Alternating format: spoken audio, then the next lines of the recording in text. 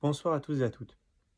Donc, comme annoncé hier, on va parler ce soir de l'entraînement en force pour le trailer, évidemment, en priorité, bien que ça pourra être, quelques éléments pourront être transférables pour le cycliste ou pour le triathlète, pourquoi pas, voilà, pour d'autres activités de sport d'endurance.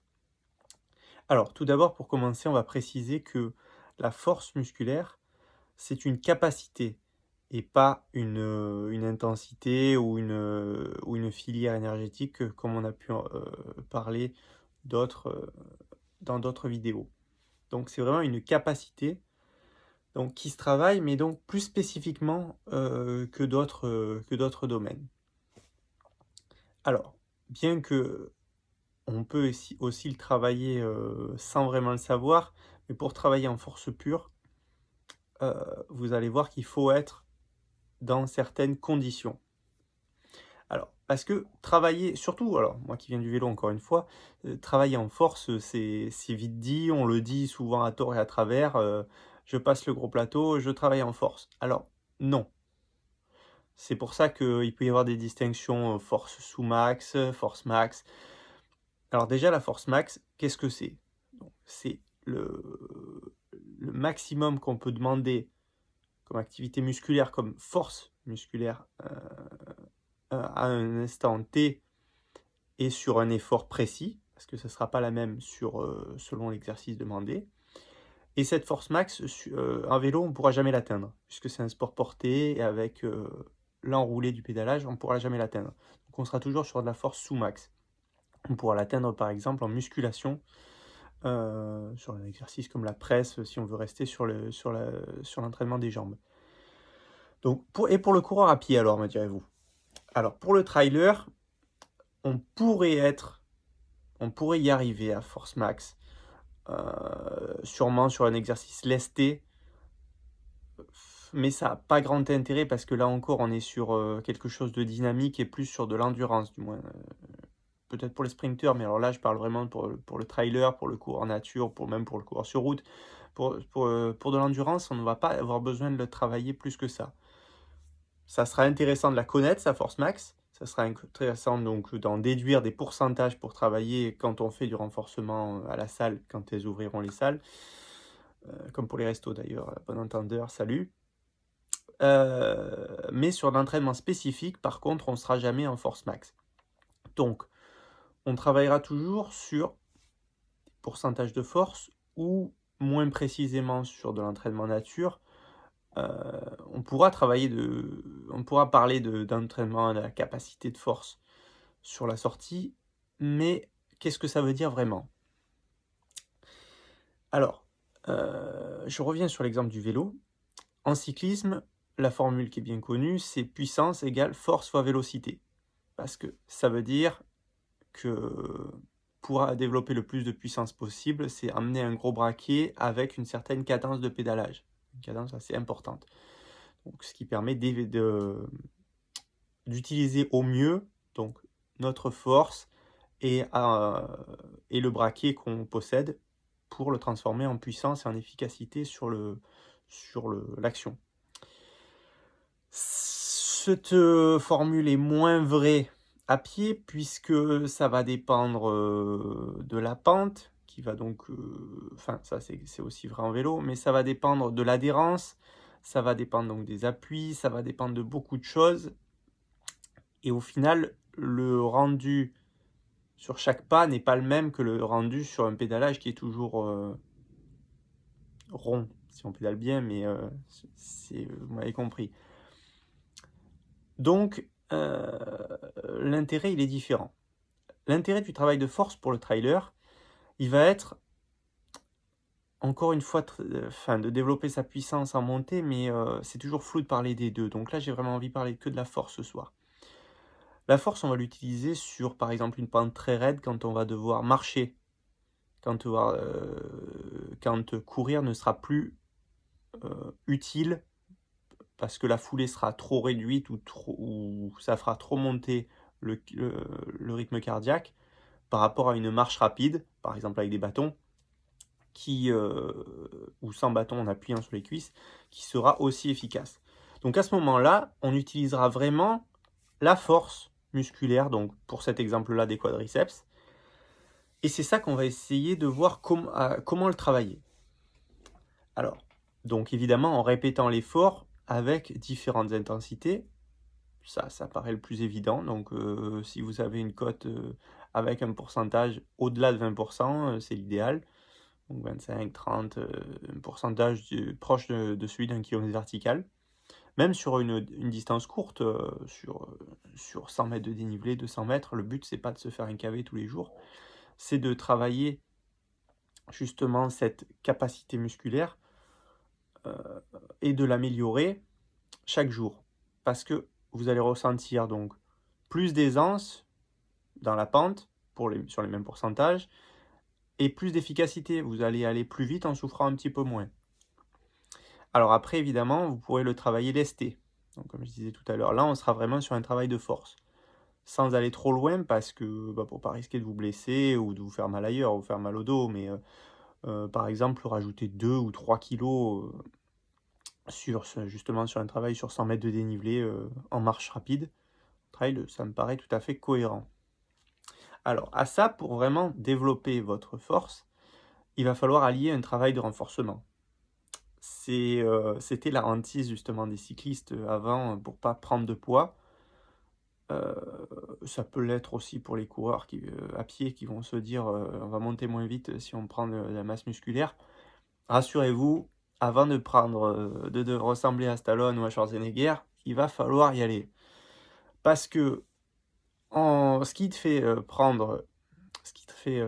c'est de travailler en hypertrophie. Donc, enfin, ce qui fait arriver à l'hypertrophie, pardon, donc ce qui fait développer le muscle, c'est de travailler une certaine intensité et un certain pourcentage de la force max. Donc qui est entre 60 et 75%, si je ne dis pas de bêtises, autour de 75%. C'est à cette intensité-là, avec une certaine cadence de répétition, que vous allez développer votre masse musculaire. Cela allié probablement avec de la prise de protéines et une alimentation adaptée. Sinon, si vous travaillez en dessous, donc avec une cadence plus élevée, donc en rythme, si je puis dire, sans aller jusqu'à un rythme trop élevé comme en CrossFit, ou si vous travaillez sur 2, 3, 4 répétitions, donc à 90-95% de force max, vous n'allez pas prendre de masse musculaire, hormis évidemment si vous vous gavez de protéines et de choses ou d'autres choses qui favorisent ça. Mais sinon, la prise musculaire, elle sera très faible. Donc vous allez vous renforcer, vous allez gagner en efficacité et en force, mais sans gonfler de façon démesurée. Donc sur ça, pas d'inquiétude. Pareil sur le travail sur le terrain, c'est pas parce que votre cuisse va être un petit peu plus dessinée que vous allez prendre 4 kilos et que vous allez moins avancer. Au contraire, bien au contraire. C'est la même règle pour le renforcement qu'il faut faire toute l'année et pas seulement un travail hivernal 2 mois dans l'année que vous perdez après. Donc voilà, le travail de force est essentiel dans votre discipline, en complément sur de la musculation ou sur d'un renforcement à la maison. Alors, comment le travailler à la maison? Le travail à la maison, j'en ai déjà parlé sur le renfo pendant le premier confinement, hélas, on ne sait pas devoir y revenir, mais avec des exercices, que ce soit en isométrique, donc statique, comme la chaise, mais dans ce cas-là, il faut les faire de façon la plus efficace possible. Donc, c'est-à-dire, vous n'allez pas vous mettre à 90 degrés pour la chaise, parce que vous courez pas comme ça et vous marchez pas comme ça. Donc, vous allez la faire plus relevée, dans une position qui va être la plus proche possible de votre position de marche rapide, par exemple en côte. Parce que le muscle a une mémoire musculaire, il y a une mémoire musculaire, excusez-moi, et que du coup le muscle se renforce plus dans la position où on le travaille. Et vous pourrez donc tirer plus d'avantages d'avoir travaillé dans cette position que vous allez retrouver en course et reproduire. Alors que si vous le travaillez dans une position très éloignée de celle dont vous avez besoin, votre travail va être un petit peu perdu en fait, un petit peu gâché. Donc des exercices comme ça à faire. Euh, Après, pas trop en explosivité par contre, parce que comme la pliométrie, enfin là on sera sur un autre travail, ce ne sera pas vraiment la force pure.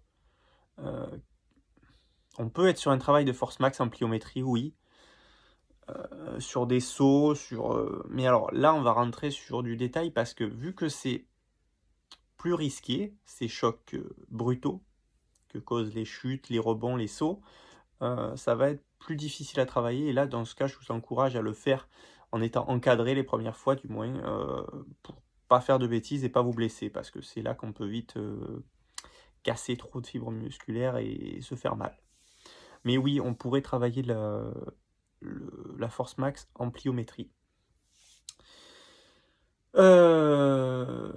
Ensuite, pour l'entraînement croisé, donc là, c'est par contre, c'est très important. Et là, on revient sur mes bases de cycliste qui reviennent à la charge et qui sont primordiales, y compris pour le coureur à pied, moyenne, longue distance, pour tout le monde.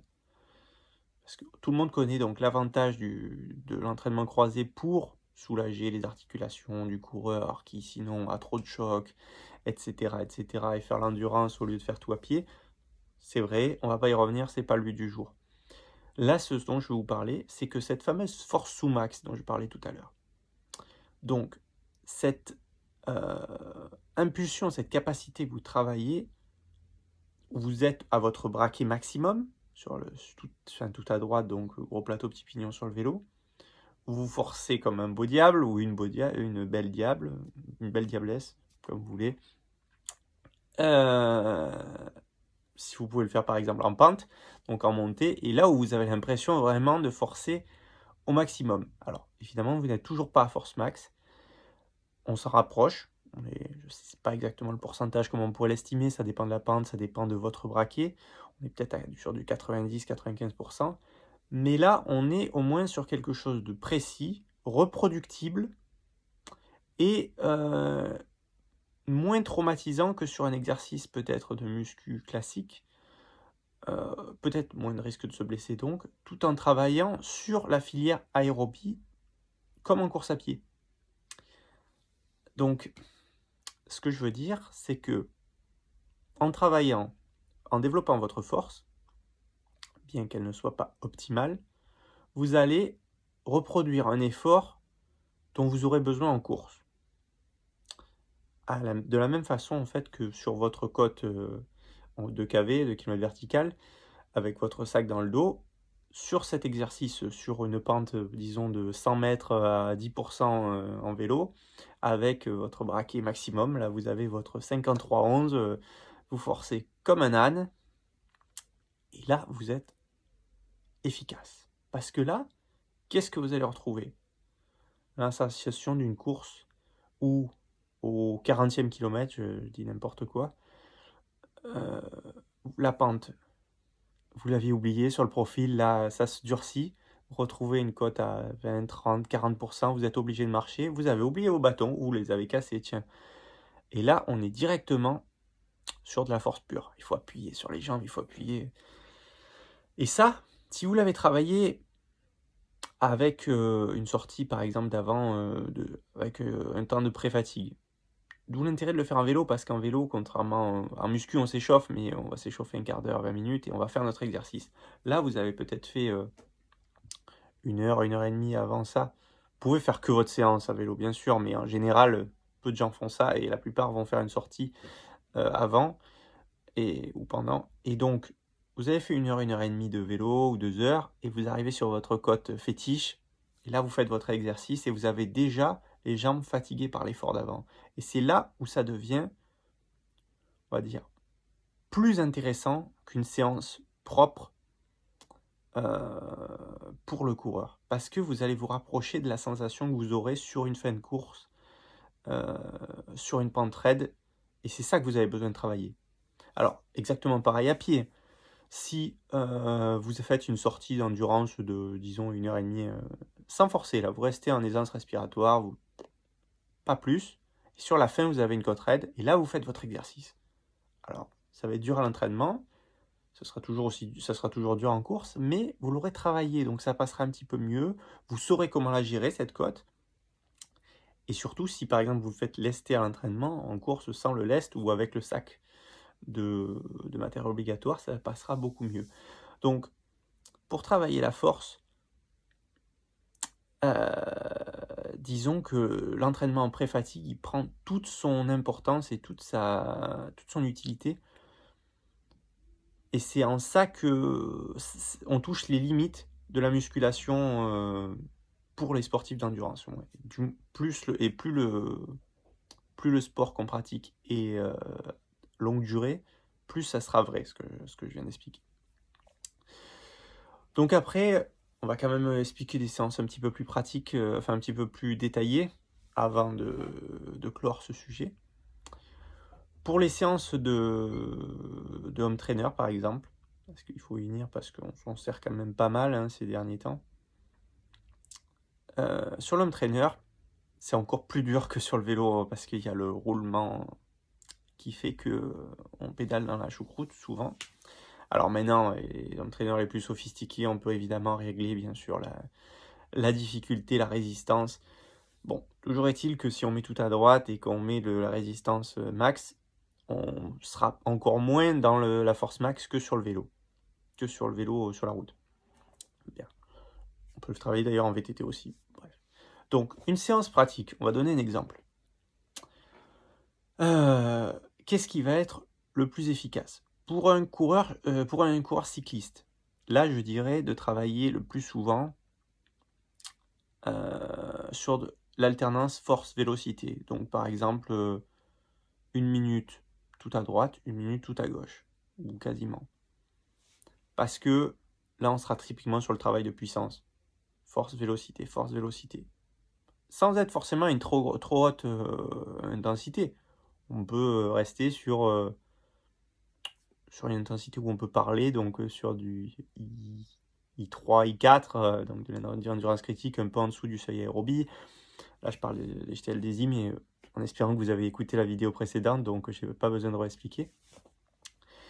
Donc là, le but, il est vraiment de travailler la capacité musculaire, bien plus que l'intensité, que ce soit cardiaque au niveau du ressenti. C'est pour ça que j'ai bien précisé au début de la vidéo que ce sont des choses totalement, pas forcément totalement, mais des choses différentes. La capacité musculaire et l'intensité. L'intensité de l'effort ou la filière énergétique. Des choses différentes. À travailler différemment et à comprendre différemment. Donc, pour un cycliste, je dirais plutôt, enfin, bien qu'il faille travailler de la force aussi, mais l'exercice à répéter le plus souvent, ça sera peut-être ça, force-vélocité, ou du moins pour la récup. Si le thème de l'exercice, c'est la force sous max, la récup, elle se fera en vélocité. Pour le coureur à pied, c'est différent. On pourra plus souvent voir quelque chose que certains appellent de l'endurance de force. Alors, je trouve pas ça beau, moi, comme terme, mais pourquoi pas? Pourquoi pas? Donc, c'est pareil, non, au contraire, c'est pas pareil. Ce sont des répétitions plus longues, mais sans monter sur des hautes intensités. Donc, en restant sur de l'endurance critique, sur du I3, toujours en rapport à l'échelle des I, où vous pouvez parler, mais c'est vraiment le travail musculaire qui rentre en compte. Donc, et sur des efforts plus longs, hein. Pourquoi pas des répétitions de 10, 15, 20 minutes, euh, en restant le plus régulier possible et voilà, en s'intéressant surtout aux sensations musculaires, aux ressentis musculaires plutôt que cardiaques. Voilà, alors merci beaucoup en tout cas d'avoir suivi cette vidéo. Si vous avez des questions, n'hésitez pas à les mettre en commentaire. Ou à m'envoyer un message privé. Et surtout, si vous avez des suggestions pour les prochaines vidéos, vous pouvez me les envoyer pareil, par mail, par commentaire, par message privé, comme vous voulez. En espérant que voilà, ça puisse vous aider un petit peu et que j'ai été un peu assez clair et que ça puisse vous aider pour votre entraînement. Merci, bonne soirée, à bientôt.